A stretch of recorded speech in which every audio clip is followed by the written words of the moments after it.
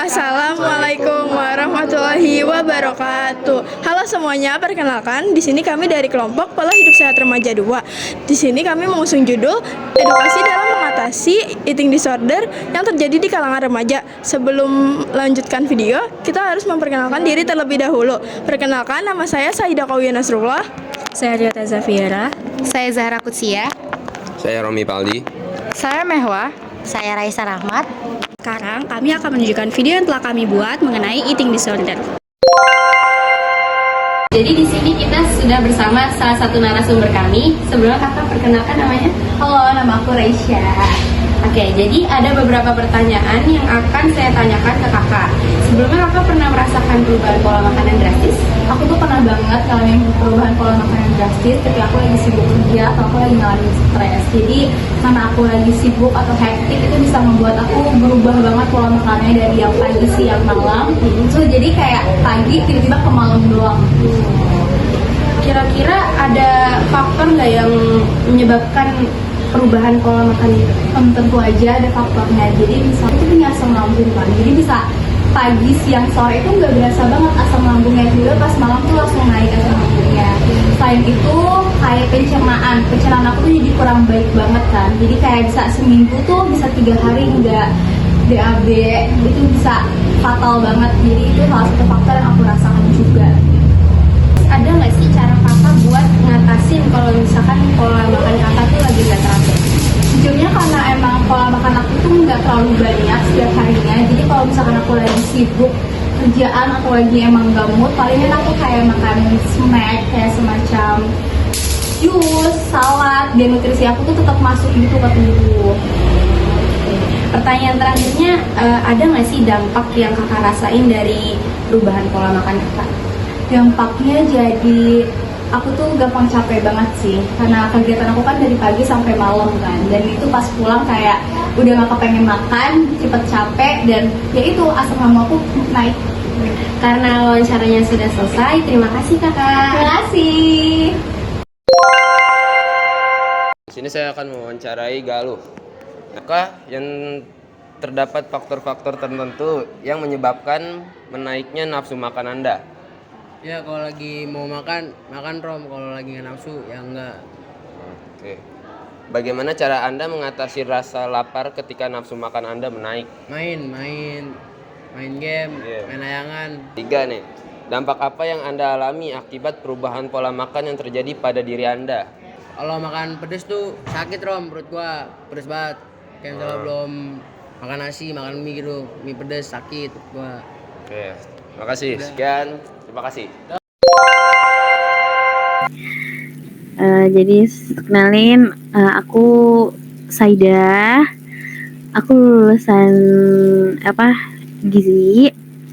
Terus sebenarnya udah jadi ahli gizi, tapi lagi lanjut kuliah lagi lebih mendalam. Ibaratnya kayak anak-anak dokter kan ada koas ya, ke spesialis. Jadi aku tuh kalau untuk sekarang lagi ngelanjutin spesialisnya ke klinisnya. Jadi pengen kerjanya di rumah sakit gitu. Ya bisa sih, maksudnya udah lulus ahli gizi bisa kerja juga di rumah sakit. Tapi kalau dengan lanjut yang profesi ini lebih fokus lagi gitu. Dari lulusan mana boleh? Lulusan Poltekkes Jakarta. Eating disorder itu tuh adanya gangguan makan guys. Jadi emang biasanya tuh sebenarnya ini enggak kebanyakan sih dari ranah gizi tuh nggak terlalu banyak ya sejujurnya, karena eating disorder ini lebih ke masalah dari psikolog. Kenapa? Biasanya tuh eating disorder ini bisa karena tekanan dari lingkungan juga, kayak misal biasanya sih terjadi kayak para model atau artis gitu. Nah biasanya tuh mereka sering mengalami si eating disorder ini, gangguan makan ini. Jadi emang benar ada eating disorder tuh ada berbagai macam.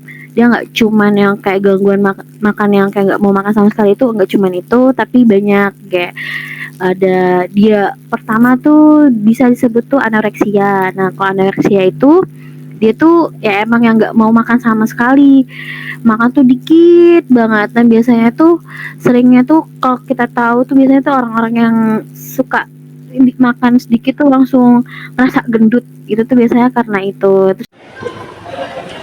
Nah, jadi kalian tahu nggak sih jam untuk makan itu jam berapa aja sih? sih. Jadi yang pertama itu kan sarapan. Nah, sarapan itu biasanya dimulai dari kalian 1 jam bangun lalu sarapan. Sebenarnya itu dari jam 6 sampai jam 10. Nah, sedangkan jam makan malam itu mulai dari jam 6 sampai jam 8. Nah, biasanya nih, remaja-remaja itu kan suka nyemil ya, tapi kalian nggak bisa tuh setelah makan utama langsung nyemil. Kalian harus kasih jeda minimal 3 jam untuk makan camilan-camilan itu. Nah, kira-kira lemak untuk dikonsumsi oleh remaja dalam sehari itu berapa ya? Ya, kan kemarin kan aku udah wawancara ke ahli gizi. Aku wawancara dokter Seda. Untuk dokter Seda tuh untuk remaja awal itu sekitar 44 sampai 78 lemak per harinya.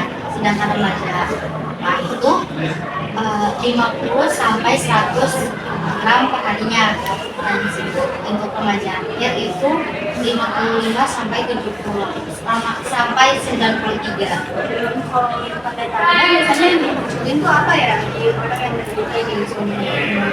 Kalau untuk tanda-tanda yang pertama itu kita harus cari tahu apakah orang ini mengalami kenaikan atau penurunan nafsu makan. Nah, yang kedua itu kita cari tahu nih orang ini mempunyai masalah mental atau enggak, kayak masalah keluarga atau masalah di lingkungannya, sehingga menyebabkan penurunan dan kenaikan nafsu makan. Solusinya gimana? Solusinya kita bisa mulai dari pendekatan ke orang tersebut, terus mungkin merekomendasi untuk orang tersebut ke psikolog. Terus kita harus kasih tahu juga nih ke mereka kalau hal tersebut tuh bisa merugikan diri sendiri. Sekian video dari kami, semoga video kami bisa dijadikan pembelajaran dan juga bermanfaat bagi teman-teman sekalian. Terima kasih. Wassalamualaikum warahmatullahi wabarakatuh.